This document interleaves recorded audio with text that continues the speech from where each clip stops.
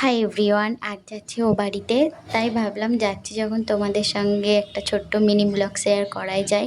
তো দেখো এখানে সকাল সকাল বেরিয়ে পড়েছি। আর এই পুচকু কুকুরটা আমাদের গাড়ির সামনে চলে এসেছিলো। এখান থেকে আমরা মিষ্টি নিয়ে নিলাম। আর সকাল ওই 9টার দিক করে বেরিয়েছিলাম। আর আজকের ওয়েদারটা খুব সুন্দর ছিল, মানে রোদ ছিল না একটুও।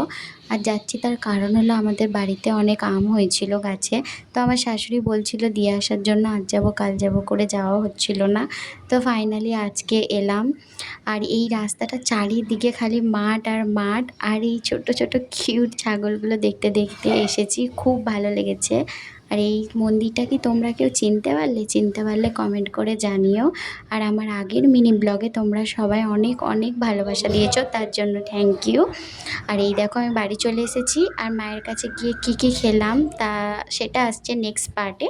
চ্যানেলটাকে সাবস্ক্রাইব করে নাও। টাটা।